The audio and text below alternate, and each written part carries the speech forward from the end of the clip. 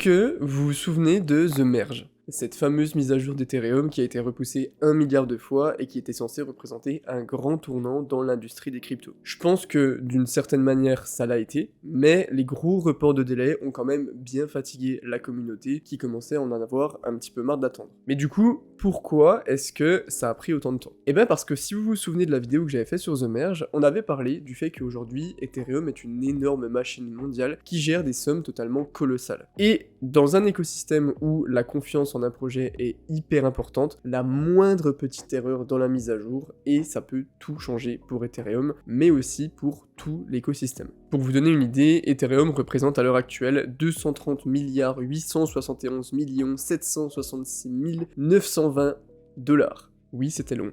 Je vous laisse tirer vous-même les conséquences s'il y a une faille de sécurité dans le système. Ethereum est littéralement la référence en termes de plateforme de smart contracts, ce qu'on appelle les Layer 1, et c'est notamment grâce à la sécurité qu'elle peut offrir, qui est en grande partie due à l'énorme capital qu'il y a en stacking sur le réseau. Il est donc assez logique, voire totalement vital, de prendre son temps. Autant vous dire que Ethereum ne fait pas dans la précipitation. Et même si Vitalik et toute son équipe de développeurs parlent depuis un moment de l'implémentation de plein de nouvelles technologies comme les Zero Knowledge Proof par exemple, eh ben on n'est pas prêt de voir ça arriver. Ce qu'on appelle l'EVM, l'Ethereum Virtual Machine, c'est en quelque sorte le cœur battant de tout le réseau. C'est le moteur de la voiture. Et il faut bien comprendre que ce moteur, il a absolument pas été conçu pour intégrer certaines technologies. C'est comme si on mettait dans une Ferrari un moteur de Audi. C'est sûrement techniquement faisable, mais c'est pas du tout optimisé et il faudra faire des gros changements sur l'entièreté du système de la voiture pour que ça soit compatible. Quand on voit l'importance qu'a le réseau aujourd'hui, c'est impossible de se permettre de tester tout et n'importe quoi, surtout quand on parle de deux technologies qui sont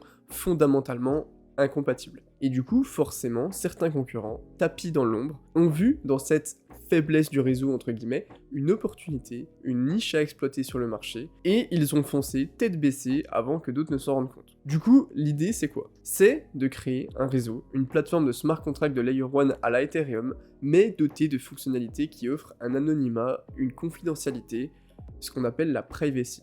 Ses concurrents ont vite compris que le réseau Ethereum ne pouvait pas se transformer si facilement, et ils se sont dit « Ok, et si on créait un réseau de Layer 1 capable d'exécuter des smart contracts, mais spécialement conçu pour coopérer avec la technologie des Zero Knowledge Proof ?» Ça va forcément susciter de l'intérêt. Pour rappel, la Zero Knowledge Proof, c'est une technologie très utilisée dans le monde des blockchains aujourd'hui, puisqu'elle permet une augmentation de la sécurité, de la scalabilité et de la privacy s'il est intégré correctement dans un système. Je vous laisse aller voir ma vidéo sur les ZK-Rollup où on aborde ça beaucoup plus en détail. Le concept, il est intéressant, mais c'est un petit peu du qui tout double. Soit ça fonctionne et ils vont surfer sur l'expansion future du marché et ils vont capter une grosse part des liquidités qui seront injectées à l'avenir, soit c'est juste un échec, comme beaucoup de projets. Pour les anciens maintenant de l'écosystème, on pourrait presque comparer cette histoire à celle des Ethereum Killers. On pensait qu'Ethereum était extrêmement remplaçable, et donc on a eu une flopée de nouveaux Layer 1 qui sont arrivés en disant « on est meilleur qu'Ethereum, on est meilleur qu'Ethereum, on est meilleur qu'Ethereum ». Là, c'est un peu différent, dans le sens où Ethereum s'est affirmé comme la vitrine de l'écosystème, comme le mastodonte, le gros rocher qui est en plein milieu, qui est imbougeable, mais on sait qu'il y a d'autres besoins qui ne peuvent pas être comblés par Ethereum, et donc qui peuvent être comblés par d'autres nouveaux projets émergents. On pourrait baptiser ce nouveau concept les plateformes de smart contracts privées. Et aujourd'hui, on va parler d'un projet qu'on m'a beaucoup demandé, que je trouve très cool, qui s'inscrit justement dans cette logique et qui tente de proposer une alternative à Ethereum, tant pour les utilisateurs que pour les entreprises. Ce projet, c'est Aleph0, et allons-y. Les gars, n'oubliez pas, si ce n'est pas déjà fait, d'aimer la vidéo et surtout de vous abonner à la chaîne, on est plus de 30 000, merci beaucoup pour ça. L'objectif maintenant, ça va être de rusher les 50 000. Let's go. Aleph0 est une blockchain d'infrastructure qui utilise un dérivé du Delegated Proof of Stake comme mécanisme de consensus distribué qu'on appelle Aleph-BFT. Pour comprendre l'objectif final d'Aleph0, le plus simple c'est sûrement de reprendre leurs propres mots qui sont tirés de leur white paper. Dans l'ensemble, l'objectif d'Aleph0 est de permettre aux PME et aux entreprises de communiquer à un rythme proche de celui d'une communication internet classique, tout en profitant des avantages de la décentralisation. Quand il parle de communication, il parle sûrement de la gestion des données confidentielles, leur protection, leur immutabilité sur la blockchain, l'horodatage et la transmission de valeur. On est donc sur un projet qui cible plutôt les entreprises mais aussi les utilisateurs, qui est codé avec Substrate, le kit de développement de Parity Technologies, la société du CEO de Polkadot et cofondateur d'Ethereum Gavin Wood. Et selon Crunchbase, Aleph Zero aurait levé entre 12 et 16 millions de dollars autour de 4 tours de levée de fonds, avec un total de 14 investisseurs différents. Donc, l'équipe cible la création et la capture de valeur tout en développant un produit qui est conçu à la fois pour les utilisateurs, mais également optimisé spécifiquement pour les entreprises. Pour se différencier des autres, ils ont choisi de se spécialiser dans la scalabilité, c'est-à-dire, vous le savez sûrement, la capacité d'une blockchain à effectuer un grand nombre de transactions par seconde, mais sans que le coût devienne disproportionné. Un petit big up à Ethereum et aux 150 balles de frais dès qu'il y a un nouveau shitcoin un petit peu hype. D'ailleurs les gars, restez connectés pour prochaine vidéo sur le PP Coin, on va analyser la tech et tout. Les gars, si je fais cette vidéo, désabonnez-vous, s'il vous plaît. Sur le site du projet, la finalité moyenne des transactions serait de 0,9 secondes. C'est possible parce que le réseau est conçu pour fonctionner sans que les nœuds aient besoin d'être synchronisés, ce qui est assez différent d'habitude où normalement on attend que tous les nœuds se soient mis d'accord pour finaliser une transaction. La finalité d'une transaction, c'est aussi important que le nombre de transactions par seconde. C'est le moment où une transaction va être figée, ancrée, scellée dans la blockchain et où on ne pourra plus du tout faire quoi que ce soit pour l'enlever. Avec 112 nœuds qui sont répartis dans 5 pays, le réseau a réussi à soutenir un débit de validation de 89 600 transactions par seconde, sans aucun problème. Le compromis idéal pour avoir une scalabilité qui soit saine, c'est beaucoup de transactions par seconde, des finalités qui doivent être rapides, et un coût d'exécution raisonnable pour les nœuds et pour ceux qui transfèrent de la valeur sur le réseau. Et c'est l'objectif de Aleph Zero, et c'est pour ça qu'on va faire un petit tour dans leur technologie. On a dit que Aleph Zero mettait un point d'honneur à avoir une scalabilité de fou. Pour ça, ils utilisent un mélange de technologies qui est assez original. Comme on l'a dit tout à l'heure, l'architecture du réseau permet de finaliser les transactions sans que tous les nœuds ne se mettent d'accord. Et pour la scalabilité, on a ce qu'on appelle le Aleph BFT. Le Aleph BFT, c'est un algorithme de consensus qui est le cousin du Delegated Proof of Stake que l'on trouve sur Cosmos. Et du coup, comment ça marche? Les mecs qui ont des tokens de Aleph Zero, le A0, auront devant eux une liste de validateurs à qui ils peuvent choisir de déléguer leurs tokens. Ensuite, l'algorithme Aleph BZT va choisir au hasard des validateurs qui seront chargés de produire les blocs. S'ils font bien leur taf, ils reçoivent des tokens et ils redistribuent ensuite aux délégateurs. C'est le principe de base auquel on va venir coller une technologie que je trouve extrêmement sous-cotée et dont on a déjà parlé dans une vidéo. Les graphes orientés acycliques ou DAG. C'est dans la vidéo sur Caspa pour ceux qui veulent aller voir. Un DAG, c'est un peu un cousin de la blockchain. C'est aussi une structure de données, comme la blockchain, qui permet de conserver l'historique des transactions et de l'activité du réseau. La grosse différence, c'est que la blockchain organise ses blocs un à un à la fois, en ligne, tranquillement. Alors qu'un DAG, vraiment, c'est le gros bordel. Tout rebondit partout et les informations circulent beaucoup plus vite. C'est une technologie qui est jeune, mais que je trouve très prometteuse plein d'aspects. Aleph Zero, c'est donc un mélange du protocole Aleph BFT et d'un DAG pour essayer d'optimiser la scalabilité, au coût, forcément, vous connaissez le trilemme de la blockchain, d'une légère recentralisation de l'exécution du réseau. On a vu la finalité, on a vu la scalabilité, maintenant, comment ils font pour sécuriser leurs données? Eh ben, ils s'appuient sur deux technologies. Les Zero Knowledge Proof, que vous commencez sûrement à connaître, CF, ces vidéos qui s'affichent, et ce qu'on appelle des SMPC. Imaginez que vous cherchez un moyen de garder les 12 ou 24 mots de votre ledger, mais vous ne voulez pas les écrire juste sur un papier et les cacher, parce que ça serait beaucoup trop dangereux si quelqu'un les trouve en fait. Un truc qui pourrait être cool à faire, c'est de prendre cette feuille, de la déchirer en plein de petits morceaux, et de cacher tous les morceaux un petit peu partout. À condition, et c'est vraiment extrêmement important, faites très attention si vous faites ça, de savoir où vous les avez mis, et de ne pas les perdre.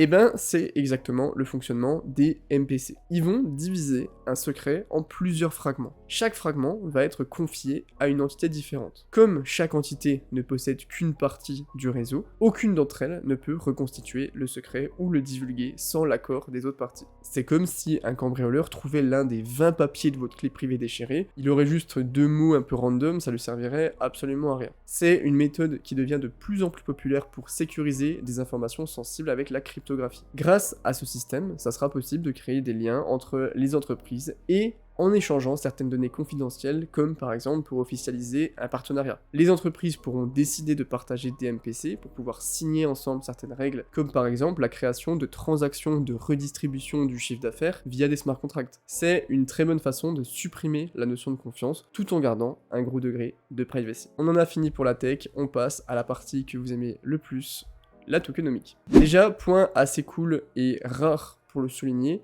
Aleph Zero a un onglet spécialement dédié à la tokenomics et à l'utilité de leur token sur leur site. Et vraiment, merci pour ça. Pourquoi tout le monde ne fait pas ça? Actuellement, le token est autour des 1$ avec 200 millions de market cap et 210 millions de jetons en circulation. Le token A0, il a une offre a priori infinie, avec une inflation de 30 millions de nouveaux tokens chaque année. C'est donc un modèle qui est inflationniste, mais l'inflation tend vers zéro à long terme. L'offre totale augmente, mais le nombre de nouveaux tokens par an est fixe. Et je trouve honnêtement que la distribution est plutôt bien organisée. Il y a 33% qui sont contrôlés par la fondation Aleph Zero, avec 10% pour l'équipe et 23% pour la fondation en elle-même. Les 23% à la fondation serviront apparemment à financer la recherche et le développement, les campagnes marketing et les événements communautaires, genre les events, les hackathons, etc. C'est ce qu'ils nous disent en tout cas. Après, on sait tous comment ça se passe, il faut surveiller ça de très près. Ensuite, on a 34% pour les investisseurs privés, 17% en pré-seed, 17% en seed, ce qui est à mon goût un petit peu beaucoup. J'ai du mal avec ces pourcentages d'investisseurs privés qui sont aussi hauts. Et les 33 derniers pourcents sont forcément pour le grand public et les investisseurs particuliers. On a 18% en pre-sale public, donc la prévente,